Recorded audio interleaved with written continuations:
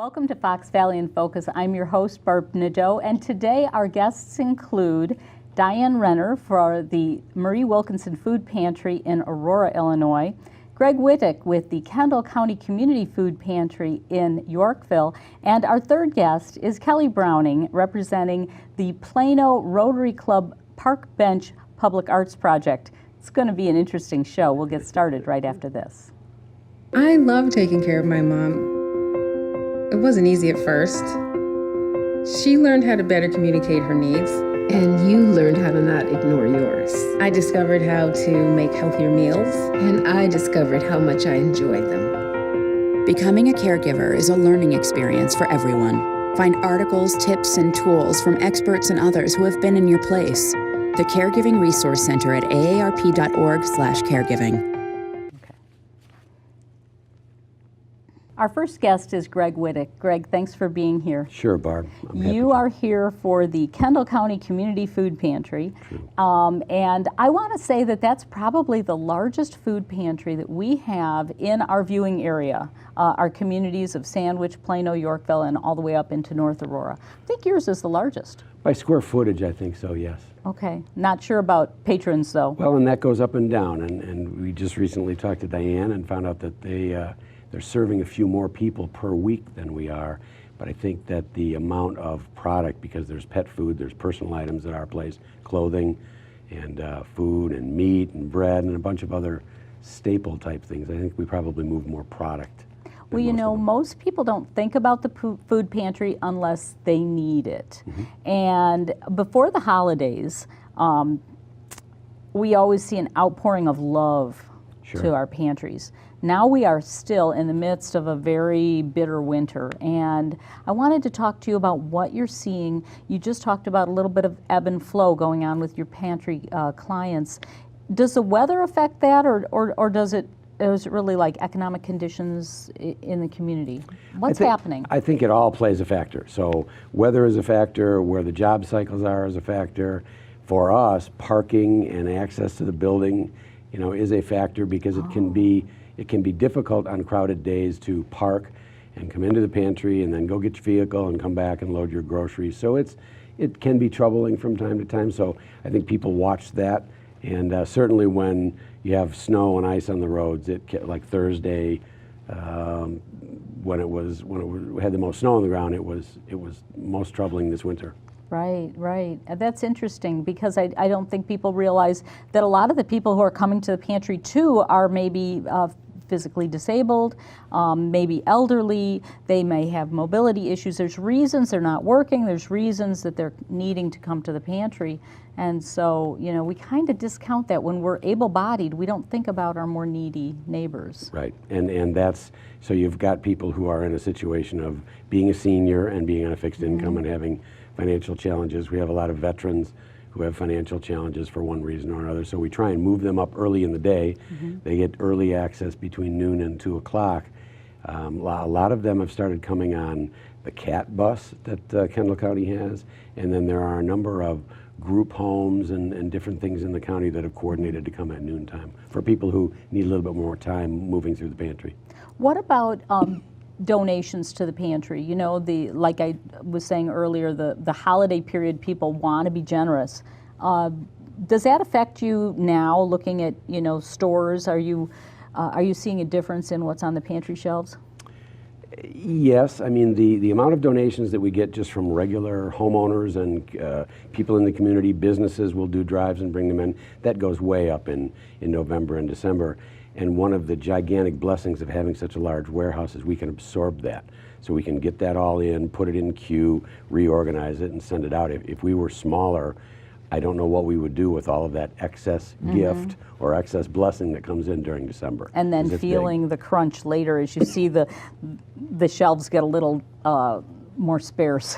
Yes, and really that's where our volunteers come into play. We've got people who live for this on the volunteer side of things and do such a good job of planning and organizing and queuing product and deciding what we're going to hand out each week. It's really amazing to watch it happen. Boy, in just a few minutes, you've really, laid out so many things that are issues that you deal with on a daily basis. It boggles my mind. But before I ask you anything else, tell us about your distribution days. And you mentioned that you have special distribution times for special groups. So really, we're open each Thursday for food distribution, and it takes us 6 days, literally the other 6 days of the week, to get ready for that.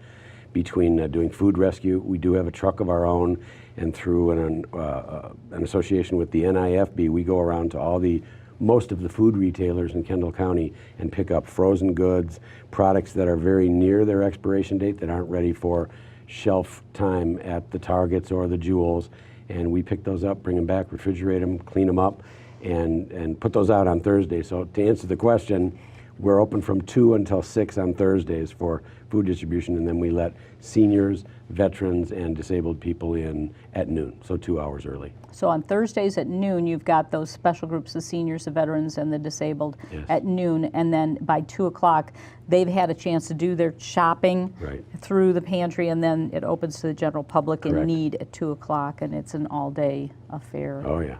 But wow, there's a lot of work that goes into this when I think about it. Yeah, there's just a ton, and that's one of the rewarding things about being involved with it, is because I think our mailing list for the newsletter is 133, and that's just the active volunteers and board members. So 133 volunteers, that's fantastic. Correct, yeah. And you use each one of them. I mean, at any given time we do. That's not the temporary volunteers. So the temporary volunteers, like high school and middle school kids and college students looking to do service hours, they're not even in that list. This would be considered the regular volunteers. So it takes that many to make it happen, but you're with people. I mean, at least for me, the rewarding part is you're with people who, their whole mind is wrapped around, what can I do to help? And they ask that before they say, what's in it for me? And so you've just created this community of 100 or more people that every single week, set out on this mission to bring product in, clean it up, rearrange it, and hand it all out on Thursdays. And then actually be part of the distribution, handing it, and helping a person shop and find what they need. Yeah, and there's a lot to that. There's men's church groups that come on Wednesday night to organize the bread. There are drivers, different groups of drivers that take the truck around during the week. We have a lot of school groups, a lot of church groups that are regulars that come either once or twice a month. They have their little niche of work that they do in a certain area, and they get good at it, streamlined, they take ownership in it, and it's all just part of the puzzle that is the pantry. This is something really, really wonderful, and they're doing this, these volunteers that are getting together. How many patrons do you usually get?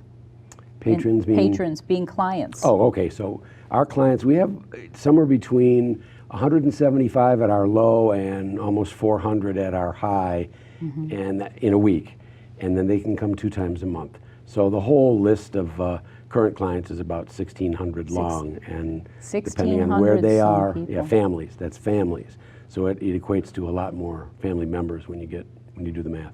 1,600 families of anywhere from 2 to 6 to 8 members in the family in need in Kendall County, and maybe that's part of why the pantry is where it is today, because there weren't that many years past that we didn't even have a pantry in Kendall County. And I know for you, you've been involved for 2-3 years? 2.5. 2.5 years. And for you, it's become a real passion, hasn't it? Oh yeah, I mean, when my wife and I have always been just regular donors to the pantry over the course of time, and we didn't know much about what went on.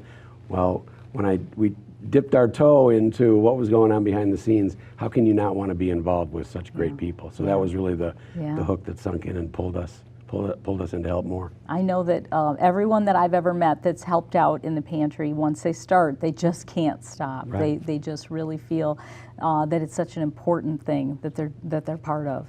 And I hadn't realized those numbers, but when you say that way, 1,600 some, families, that is a lot of people in need. One of the things that I think your viewers really need to know, that I try and tell everybody I brush up against, is that I used to think that there were me, my group of people, and then the people that went to the pantry. I have to admit that. And now that I'm a part of it, the distance between the people that are clients and me is razor thin, and we do have people who are on public aid, and that's a group in our society that we want to care for. But there is a whole bunch of people that come to that pantry that are me or us, you know, with the loss of a job or a medical bill that goes the wrong way or a number of different things that can happen in life. And they suddenly, a few $100s in groceries and supplies in a month can completely make or break their situation. I love the idea that we're helping our neighbors. Well, thank you so much for coming and talking about this. And we're going to continue this conversation with Diane Renner from the Marie Wilkinson Food Pantry right after this. Thank you, Greg. Thanks, Barb. All right, we'll be right back. Seeing you again. You a good girl. Just let me know what I can do to help. Well, to help me, she'd have to help every day. Every hour, every ouch, every time my wife calls for help. I mean, maybe she could help me make her lunch. But the crust, all the crust has to be cut off the corners. She could help me run to the doctor for the 5th time this week.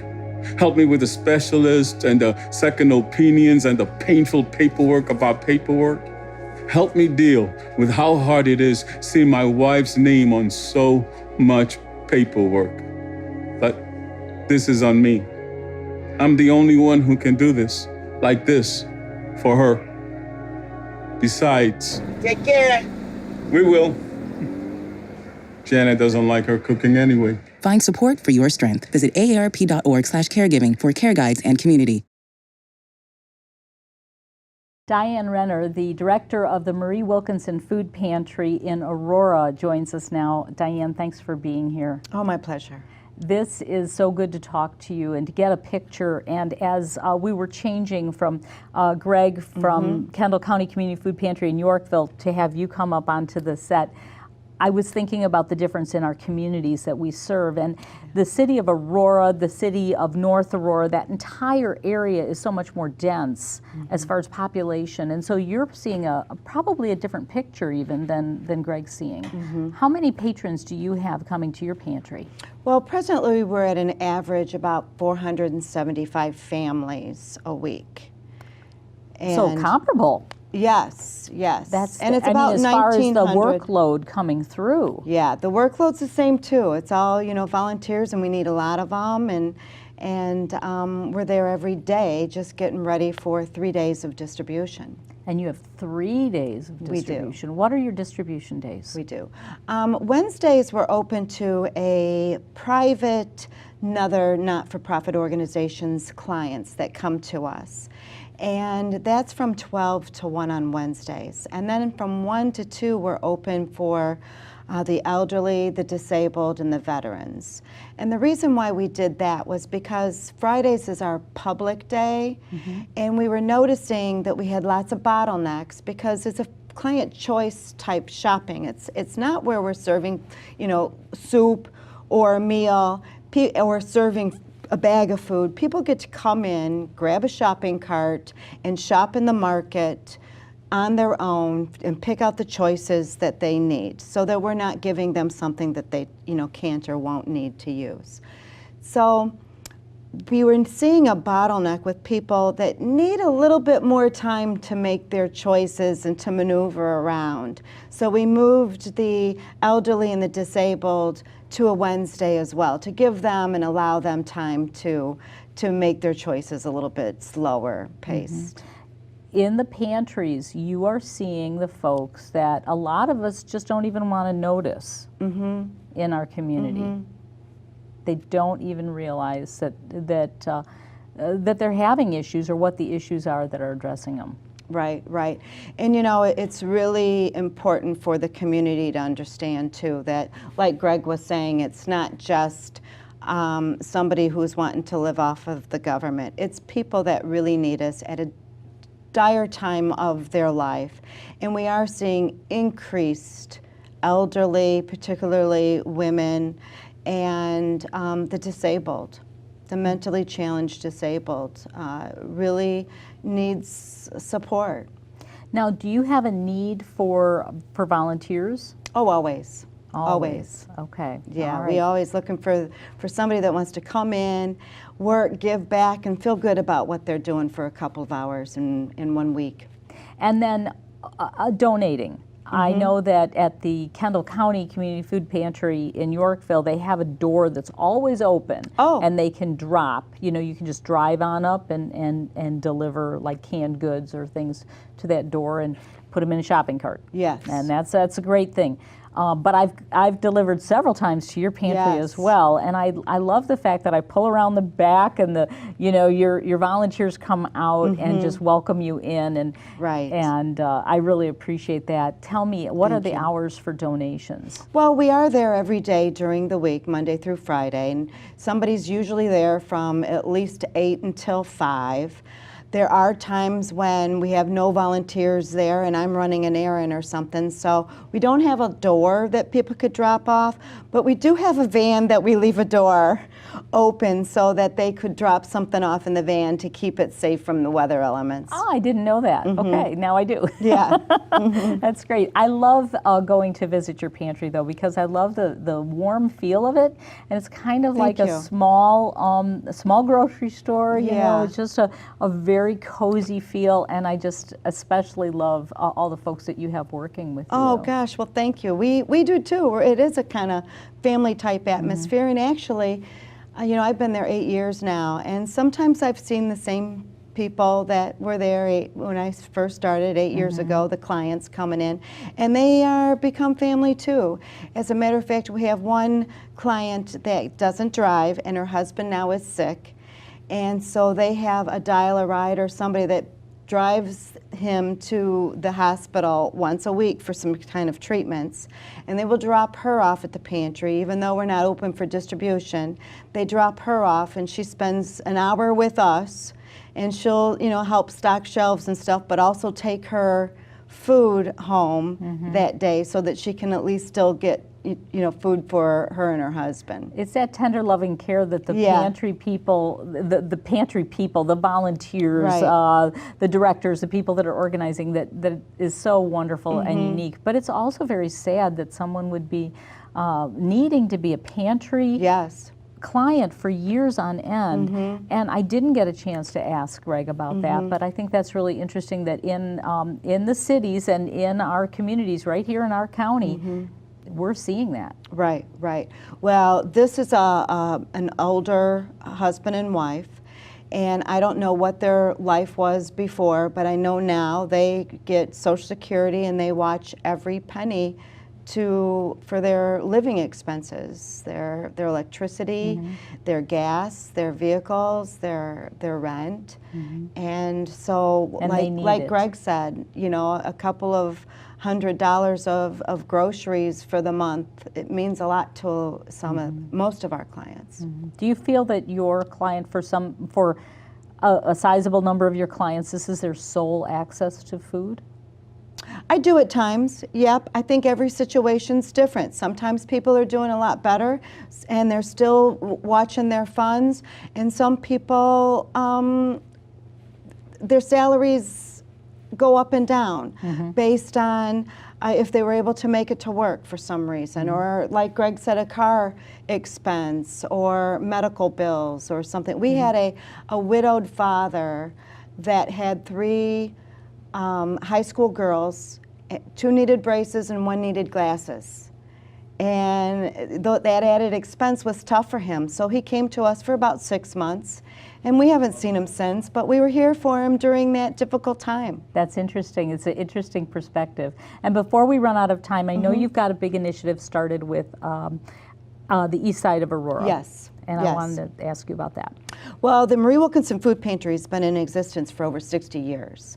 And about 4 years ago, we opened up a pantry on the east side of Aurora to help the east side families as well.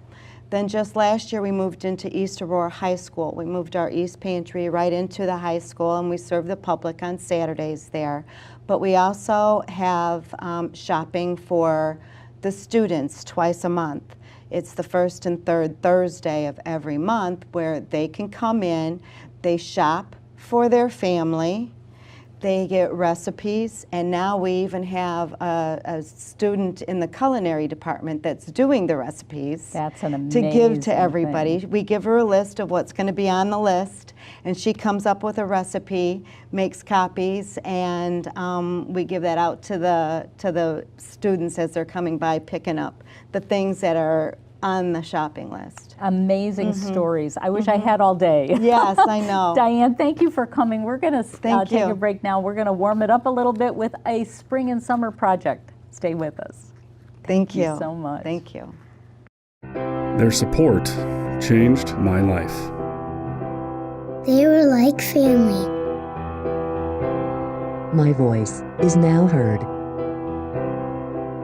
A home for every animal.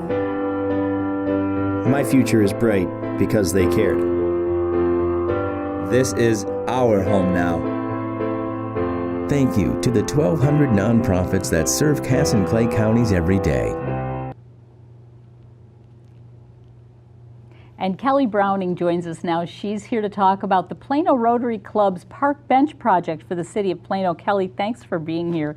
And I have to say, you and I both know, we know this project well because we collaborated on this project. We did. And tried to get the Plano Rotary Club involved, and they came in full force to say, yes, we want to support Plano parks with park benches. But from then, I mean, we also talked about public art, and we're creating something amazing. So tell us the story. Well, it probably goes back about a year and a half ago when I first showed you my mural design, and then you said that you wanted to have some kind of public art to be displayed around Plano. And then the gears in my head started going, and I came up with wanting to do benches. Because it does fulfill a need for public art and also something that's functional to go in our parks for people to be able to use, but also like photo ops that they can take. And awesome pictures. Because the city of Plano needs benches, and they were looking for something too. So then what happened? So the more and more I thought about it, I was kind of thinking other towns have done this, and they've done different based on books and things like that. I really didn't want to go that avenue with what we are doing here in Plano.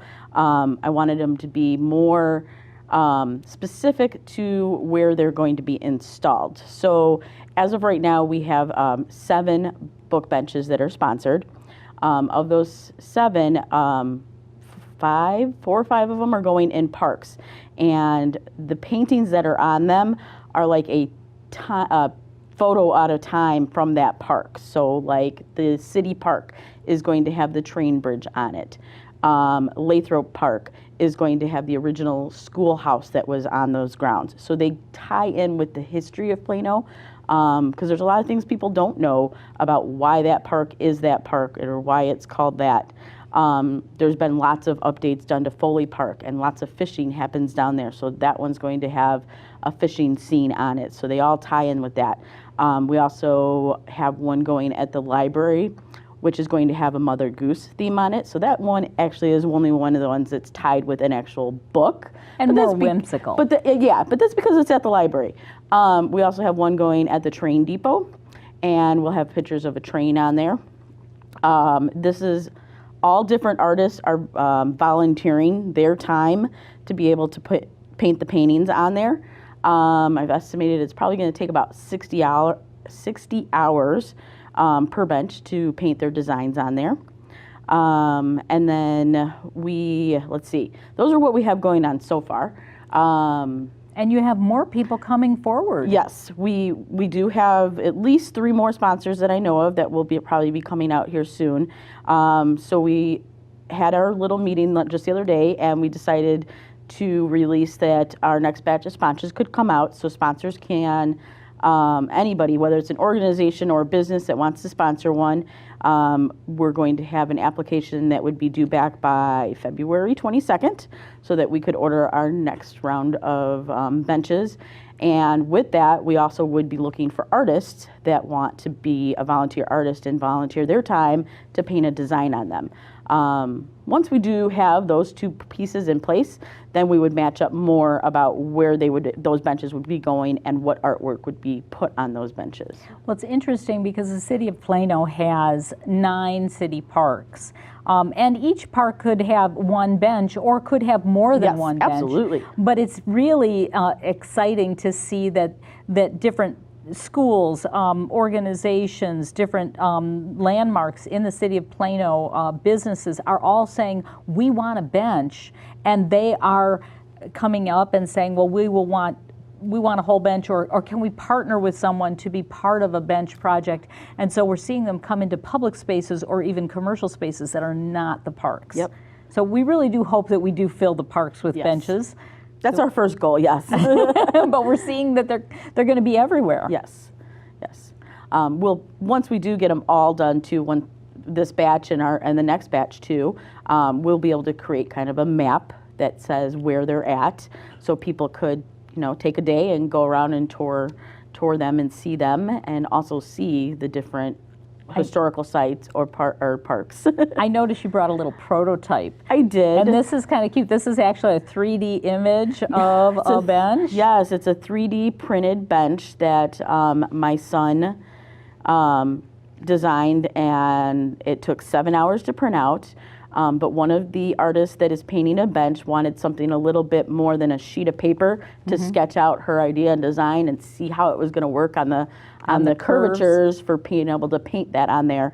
And so, they came up with that idea. He printed that out, and she kind of did it. So that kind of travels around to kind of show, and it's a mini Barbie bench. But it's kind of cool to see that. And Terry is the lady that is going to be painting this eagle and a flag on one that's going to go at Memorial Park.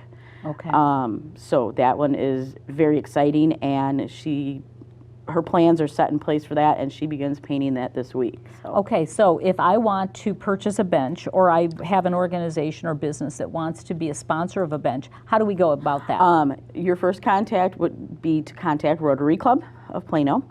Best to email them. Okay. I don't know their email off the top of my head though right now. Okay, we can get that. So the Plano Rotary Club, yes. And find out more. And I know they're on Facebook as well. Yes.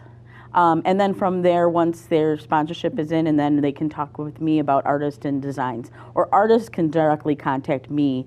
Probably best way is at my email address, aof@comcast.net. There you go. Okay, so now you are actively seeking volunteer artists as well then. And Correct. When I say volunteer, how do they get their paint? They will purchase whatever paint they need for whatever colors. There is a portion of, though, when a bench is sponsored, a portion of that money will go back to the artist to compensate for the paints. Okay, so the price of the bench includes the price of the materials to create the finished product. Correct. And then you're also working with one of the local businesses to work on a clear coat. Yes, so once all of the benches have been painted, we will spray them with an automotive grade UV resistant clear coat so we can preserve the artwork for a long period of time. Wow, and this is all going to be done this winter, and you're planning on towards summer you're going to have a reveal? Yes, we are looking at having a reveal where we'll have all of the benches in one location at our inaugural Plano Heritage Festival this year, which will be held in the John Street parking lot. And that day we will reveal all of the designs together so you can get a glimpse of them, and then kind of have plaques knowing where they're going, plaques that have the business that sponsored them on there, And of course, the artist will sign them then too. This is really exciting. It really is exciting news for the city of Plano, for all the parks and the people that enjoy our outdoor spaces in Plano, and just to have the opportunity to wander through Plano and see all of this history. I mean, this is really a great thing, and you're getting a great response from people as well. Absolutely. What does this mean for you as a member of the business community, as a business owner? What does it mean for me? Are you enjoying this? I enjoy it. It's my passion, as far as anything painting, and then just being able to collaborate and being able to give back to our community. And having something there that's, I mean, it's not like it's something that's going to be there for just a week. They're going to permanently be there for a long period of time. And Kelly, I think it is an amazing story, and I'm so thankful that you came to share it with us on Fox Valley in Focus. And I have to say, we're out of time, but thank you so much, and thank you to Diane and Greg for being with us as well. And we'll see you next time on Fox Valley in Focus. For Fox Valley Television, I'm Barb Nadeau.